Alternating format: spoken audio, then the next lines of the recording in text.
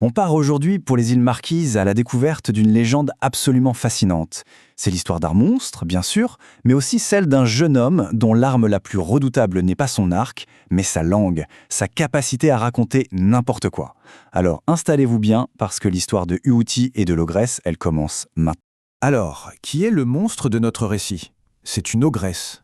Mais attention, dans le folklore marquésien, ce ne sont pas juste des brutes, ce sont des métamorphes, capables de cacher leur vraie nature derrière une apparence sublime. Et notre ogresse à nous, Temu Niafe, eh bien, elle est passée maître dans l'art de la tromperie. Pour vraiment saisir la terreur qu'elle inspire, il faut s'imaginer sa transformation. Le texte ancien nous l'a décrit comme ça, et l'image est saisissante. Ses yeux qui tombent, sa langue qui devient un mille-pattes géant et velu.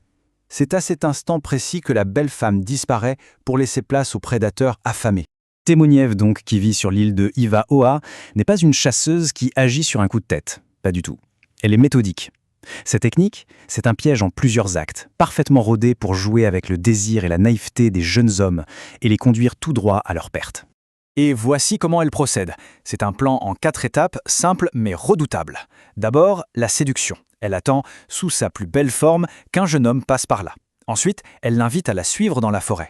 Et une fois que la victime, complètement sous le charme, est assez loin, eh bien, le piège se referme. Transformation et fin de la chasse.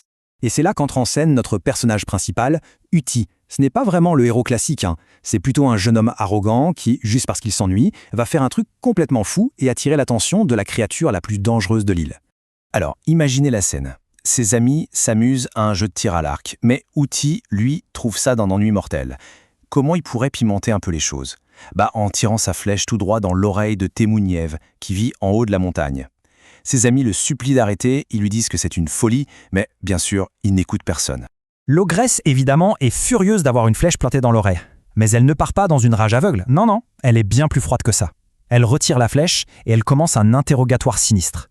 Elle énumère un par un les noms de tous les jeunes du village. La flèche ne bouge pas. Et finalement, elle prononce son nom, Uti.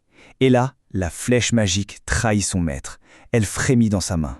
Temu Niafe a sa réponse. Elle déclare alors, très calmement, « Je mangerai ce garçon. Le sort d'Uti vient d'être scellé. » On pourrait croire que Uti a compris la leçon. Mais alors, pas du tout. Quelque temps plus tard, il commet sa deuxième grosse erreur. En cherchant un mât pour sa pirogue, il abat un arbre qui, par pure malchance, tombe pile en travers de l'entrée de la grotte de Temu Niafe. Et la voilà piégée à l'intérieur. Et le voilà, coincé face à face avec l'ogresse enragée qui se transforme sous ses yeux. La mort semble inévitable. Mais au lieu de crier, Uti utilise son esprit. Il l'appelle « ma femme » et, alors qu'elle est en pleine transformation monstrueuse, il lui dit qu'il sait qu'elle est une très belle femme. Et, chose incroyable, sa flatterie marche. La colère de l'ogresse retombe. Pour s'en sortir, Uti invente alors un mensonge absolument spectaculaire. Il lui promet un festin de mariage somptueux, qui durera 4 nuits. D'un côté, la promesse d'un repas de fête incroyable. De l'autre, un plan de fuite basé sur une tromperie totale. Il lui explique son plan en détail, nuit par nuit. Chaque soir, elle verra un grand feu, la preuve qu'il prépare une partie du repas. Le poc, le fruit à pain, le cochon et enfin l'huile. Après ça, il jure de revenir la chercher. Et elle le laisse partir. Bien entendu, Uti n'a aucune intention de revenir. Il allume des feux pour faire diversion et il prend ses jambes à son cou. Après 4 nuits, Temu Niafe descend de sa montagne. Elle va voir chaque emplacement de feu et ne trouve que des cendres. Pas de four, pas de nourriture. Elle a compris la trahison. La colère monte et elle se met en route vers le village. Pendant ce temps, Uti, qui se croit tiré d'affaire, fait le beau au village. Il se vante de son exploit, raconte son histoire à qui veut l'entendre et, pire que tout, il se moque de l'ogresse en mimant sa transformation horrible. Ce qu'il ne sait pas, c'est qu'elle est juste dehors et qu'elle entend absolument tout. C'est là qu'on mesure la puissance de cette ogresse. Elle ne fait pas de scandale, elle n'enfonce pas la porte, non.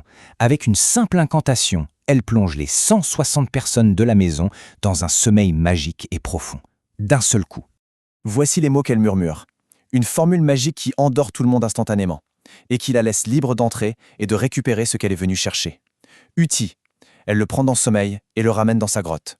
Uti se réveille. Fini la sécurité du village. Il est de retour à la case départ, dans l'antre du monstre. Et cette fois, Temu Niafe est hors d'elle. Elle a entendu ses moqueries. Elle a vu ses feux vides.